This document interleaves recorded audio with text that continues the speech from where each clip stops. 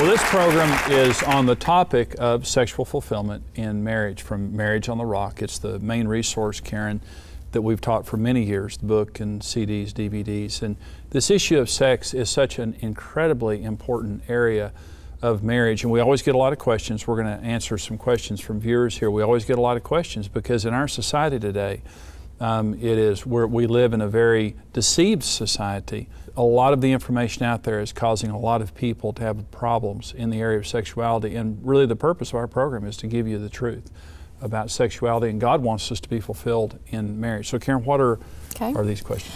Mickey writes, what do you do when the wife wants more sex than her husband? Well, there are women who are more sexual. Now typically a man reaches his sexual prime when he's about 20. Women when they're about 40. And so it's very possible, especially as people get older, that a woman can have a higher sex drive than her husband. Now, a lot of men are praying for that woman, and with a higher sex drive. And so here's the issue. It doesn't matter. Rarely do we have the same need at the same time. Mm-hmm. Rarely. Marriage is about serving each other in meeting a need that I might not have, mm-hmm. but that you have. That's what makes a great marriage. If every time a wife wants sex, a husband, his attitude should be that he's going to meet her sexual need. Now, if you've got a physical problem, you go to the doctor. You get help right now. If you've got an emotional problem, you get help right now, because there are two people involved in this situation. And it's dangerous when needs go unmet. But when a woman says to her husband, I want you to meet this sexual need, you meet that sexual need. And it's just, either way that it goes, it's critically important to communicate to your spouse that you're committed to meeting each other's needs. Good. Okay, this is the second question. Mindy asks, I've caught my husband looking at pornography online. He doesn't think it affects him, me, or our marriage, and I feel rejected. Well, any time that a husband would be looking at pornography, it is rejection, mm-hmm. Communicated to his wife. It affects everything that you do. Pornography presents a picture of women that shows that they're, first of all, objectified. Mm-hmm. Their emotions don't matter, they're not special, they're not unique. You don't have to care for all of the details of their lives. They're just sexual, that's all it's about. It's just a physical act. It objectifies women. It changes the way that men view women. Mm-hmm. It changes the way that men respond sexually, because now if he's been looking at pornography, he'll be tempted to meet his own needs outside of his mm-hmm. wife, and if he does have sex with her, he's really not having sex with her. Because he's just using her mm-hmm. to ventilate the desire that's been stimulated through pornography. Good sex never begins with rejection, and good sex never begins with sin.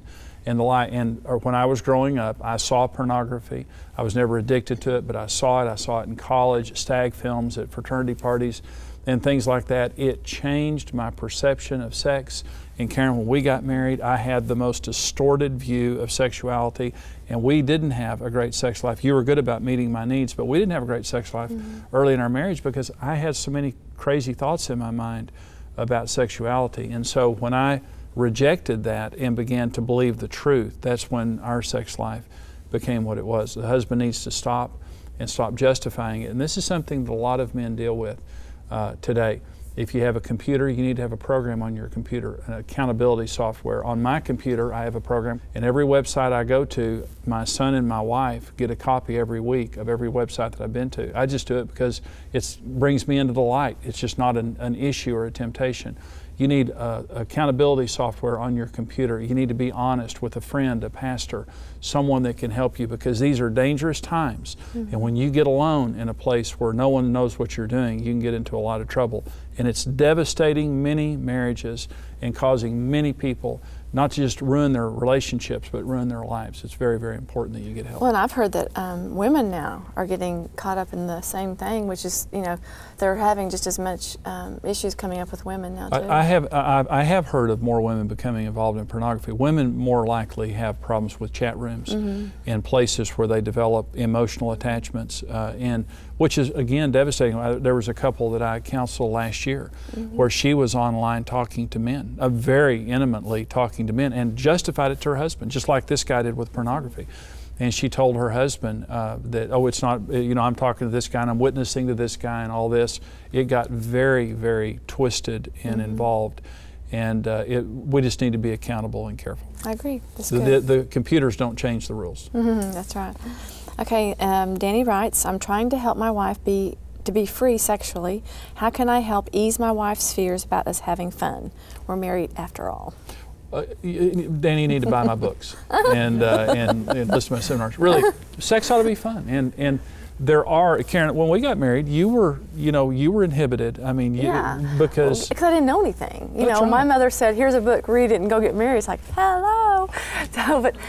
So I didn't. It was a scary time because I didn't know, and I didn't know how to, satisfy you. Because, like you said, you came into the marriage with right. stuff, and but I think it's important. I love what you say in the seminars about how God is the one that created it. You bet. There's nothing to be ashamed of. God lists specifically the things that are wrong. Go by what He says is wrong, and then if it doesn't say it's not right, it's okay if you agree. That's right. Have fun having sex in marriage. You might want to literally, we do have seminars that talk about this and resources that your wife might be helped by, but also sex is supposed to be fun. The parameters that God put on sex are there to keep us from destroying ourselves. That's what we're saying in today's teaching. But just help your wife to get a hold of good resources that will help her to understand that. Go to counseling if you need to. But sex ought to be fun. We ought to be sexually free in marriage. And we hope that this information is helpful. And again, it's a topic that is just absolutely essential for us to understand today in the world that we live in, which is a dangerous world, but it's God's world, and He created sex to be fulfilling. Thank you for joining us. Partner with Marriage Today and receive the Marriage on the Rock series on CD or DVD. Follow your interests and get social by connecting with Jimmy and Karen and the Ministry of Marriage Today on Twitter. Marriage Today's latest book, Happy Happy Love, will supercharge your marriage with practical tips, wisdom, and inspiration for every stage of marriage. Visit happylovebook.com. Become a rock-solid partner today and equip yourself with the tools you need for a successful marriage. $14, $28, or $56 per month. Choose the partnership level that's right for you. Become a rock-solid partner today.